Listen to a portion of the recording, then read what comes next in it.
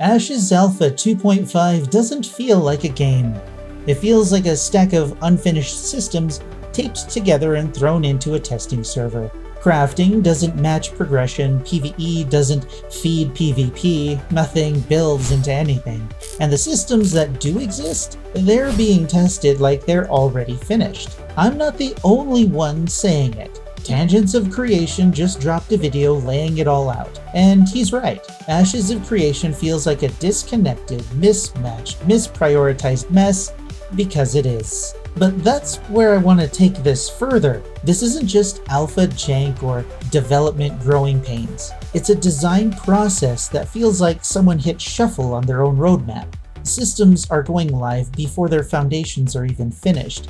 Placeholder mechanics are shaping real feedback, and thanks to that, we're now testing things like node sieges before crafting or gear progression even makes sense. So yeah, Ashes is messy. Not messy like rough around the edges, messy like this whole thing collapses if we keep pretending it's fine.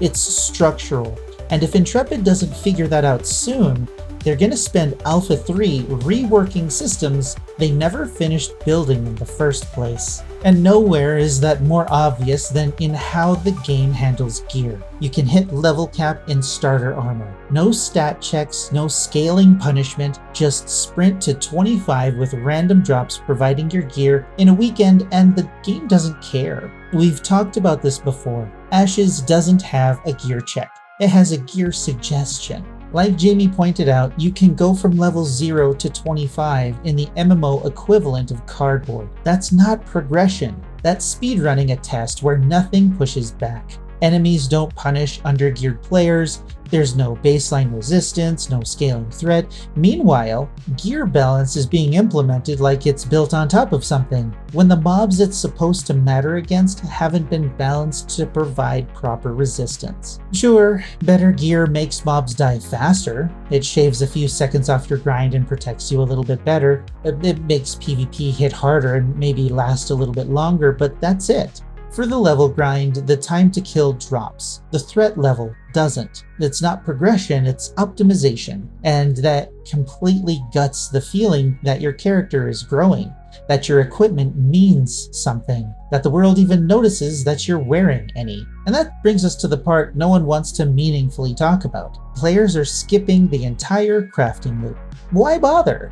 Why work with artisans or gather materials when mobs drop gear that's ready to equip? Sometimes better than what a novice crafter could even hope to make in a meaningful time frame. Particularly when crafting is still tethered to unstable node progression. If gear doesn't matter and crafting can't catch up or keep up, then what are we working towards? Because right now it doesn't feel like we're progressing. It feels like we're just going through the motions of an RPG without any of the fulfillment. This would be easier to overlook if crafting just needed a few balance tweaks, but it doesn't. It's not undertuned, it's structurally broken. Jamie called it the worst state he's ever seen crafting in, and he's not wrong. It's slow, it's restrictive, and it's completely disconnected from how players level. Crafting doesn't rise with you, it waits behind. A novice crafter should be able to make gear for a novice character. By the time that character hits level 10, the crafters should be right there with them, upgrading to tier 2, ready to craft level 10 gear. But in the current alpha, that is impossible. This is because crafting progression is still tied to node development, and node development depends on player PvE activity and Mayor priorities. Your ability to craft better gear hinges on whether your node levels up enough to unlock the right table, and whether the person in charge upgrades the right table. Want to stick with crafting anyway? Good luck. You're not just fighting your own XP bar, you're gambling on your whole server. One bad siege, one lazy mayor, one PvP guild farming node resets for sport, and your artisan progression gets restricted until the situation changes. Jamie asked, are we ever going to see Grandmaster gear? And the answer right now is no, obviously, because it's an alpha. But, if we go past that, it's because freeholds haven't been finished to the point that the tables that they're supposed to house can be built. On top of that, the systems meant to support artisans in the nodes themselves are too fragile to survive. Crafting progression is chained to systems that can be destroyed. If your node gets wiped, you lose your station. If your region stagnates, your options vanish. If someone else screws up, your artisan plan hits a wall. This isn't a player issue. It's not about effort or dedication. It's about unreliability. You can do everything right and still fail because the design puts your fate in another player's hands. So what happens? The feedback loop breaks. Crafters can't keep up with the player progression, players don't need crafted gear, the economy doesn't develop, and artisan crafted gear gets skipped. And it won't matter until the system it's built on actually works in tandem with the rest of the game. And that's the real problem, because crafting isn't the only thing built on unstable ground. The entire node system feels like a sandcastle at low tide. Jamie didn't use those words, but the point was the same. How are we supposed to progress if everything we build can be kicked over for fun? Nodes are supposed to be the backbone of Ashes of Creation. They define the world, unlock content, enable systems, but right now they're paper thin. They rise too fast and will fall even faster once the siege destruction things kick in. And everything tied to them, workbenches, services, storage, crafting stations, they all can get ripped away in the collapse. As far as I understand it anyway. And the people who get punished as a result, not the siegers, not the PvP guilds farming resets and the smoldering ruins of the node. The ones who lose most are the players putting the time in, gathering resources, upgrading buildings, trying to enjoy the game in their own peaceful way. You can't evaluate crafting if the station disappears. You can't measure economic impact if your market hub gets leveled every time it's an option. You can't even plan your progression if everything relies on a node that may or may not exist after a siege. Jamie asked what happens when PvP guilds siege just for the sake of it, and we're seeing that answer: chaos. Because if the only meaningful interaction is destruction, and the only reward for building is becoming a target, then this isn't testing a system, it's testing player patience. It's not about balance, it's not about tuning. This is a design that rewards the wrecking ball and punishes the builder. You can't grow a stable game when every structure collapses faster than it was created. That's not a sandbox. It's a demolition derby with a crafting menu. And right now, it feels like Intrepid is more interested in watching things fall apart than proving anything's worth holding together. The same pattern shows up with caravans. Jamie didn't dwell on it, but the question he asked was dead on. Why would anyone use a caravan when you can carry more on foot with zero risk? Then the answer is they don't. Or if they do, it's during off hours when nobody else is around to attack them. Caravans are supposed to be an important part of the player-driven economy. Risk versus reward, trade routes, ambushes, conflict, but none of that matters when the economy isn't even functioning in a way to support that. Right now, caravans are bolted on, a feature being tested in isolation just so it can be checked off of a list. The rewards are low, the risk is high, and the context is missing. This goes back to something I've said before. When players would rather make 3 slow, safe trips than risk a single caravan run, the system hasn't failed players. The system has failed itself. And of course, it gets worse. If you lose a caravan, you lose everything. If you attack one and fail, nothing. No risk, no cost, no consequence. There's no tension, no trade-off, no actual incentive to play the system from either side. It's not a trade, it's a loot pinata for PvPers and a lost condition for everyone else. And maybe that kind of danger makes sense later for a specific type of MMO player, when resources matter, when players have something worth moving, when the economy has weight. But we're not there yet. Crafting is still broken, gear is farmable, and most materials don't matter. We're testing the structure of the caravan system, but not the role that it plays in the economy. We're watching the wheels spin without ever working on the vehicle that's attached. It's a system looking for purpose in a world that isn't ready to give it one.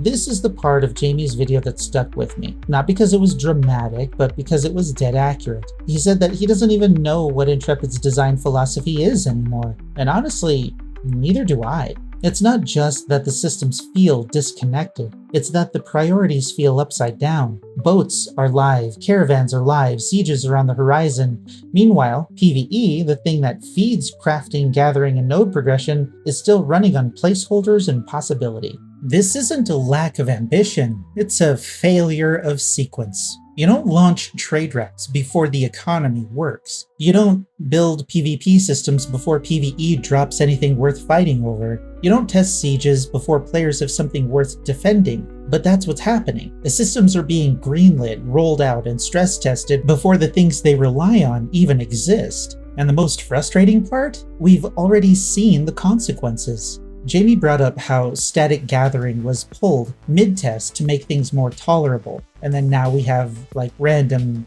gathering. I'm not sure what they call it right now. But that one decision, made after months of player lamentation, completely invalidated the previous economy tests. Suddenly, players who weren't able to participate in, the market of gathering before flooded the system with new materials and materials that they gathered themselves. Materials that guilds were hoarding because of how the timers worked. That's what I'm talking about. So after that, prices changed, access changed, data changed. That's not iteration on a system. That's pulling the emergency brake on your own simulation. And if Intrepid keeps treating placeholder mechanics like permanent features, then tweaking systems around them, they're not building a game. They're chasing shadows. Every new system becomes a patch for the last one. Every new fix simply setting up the next problem. It's not a roadmap. It's feature roulette. No order, no cohesion, no clarity.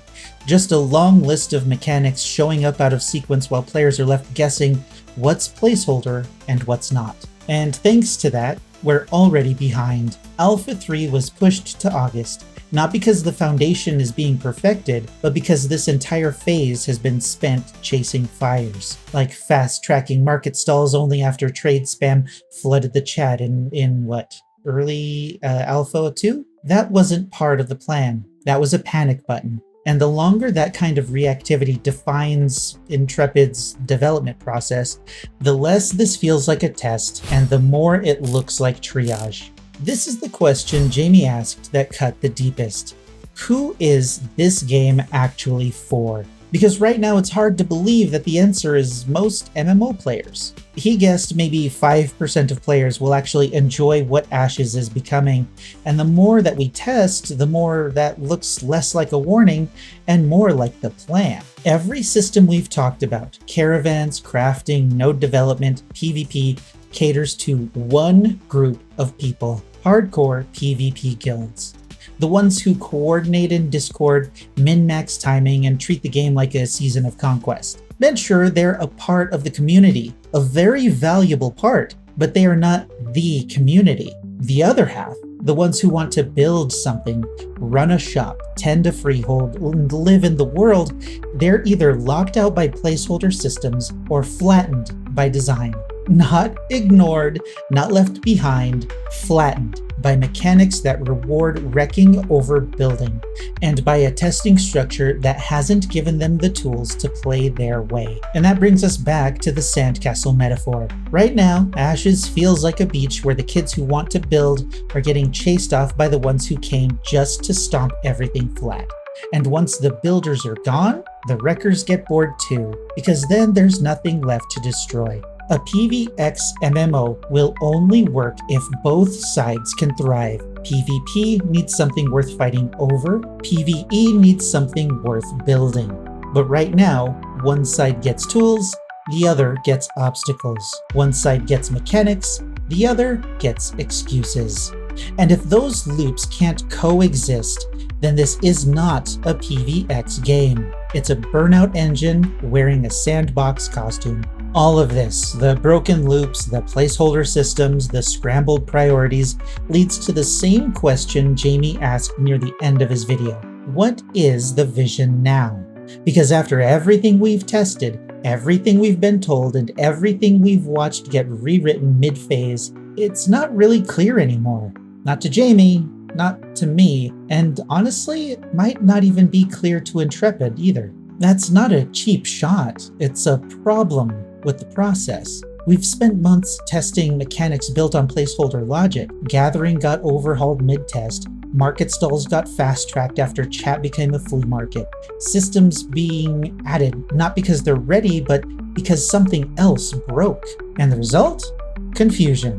When players don't know what's temporary and what's intentional, what's broken and what's just unfinished, what's part of the plan and what's being made up on the fly. And if we can't tell the difference, how is our feedback supposed to help or even make sense? What Intrepid needs now isn't just better communication, it's a complete reset of expectations. Not a roadmap full of dates, not a list of deliverables, a clear internal logic, a design spine, if you will.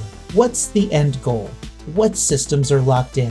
What's still in flux? And who is this game really being built for?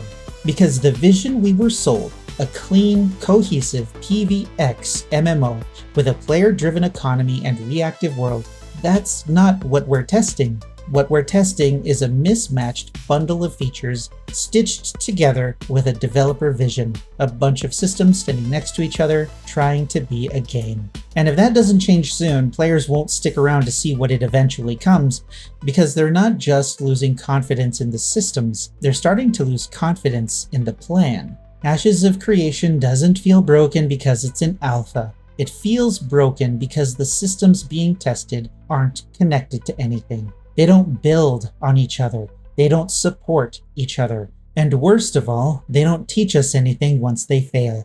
This isn't a case of rough edges or temporary imbalance. This is a development cycle out of sequence. Foundational systems are missing. Placeholder logic is shaping permanent design, and the test data we're collecting is being outdated before it can mean anything.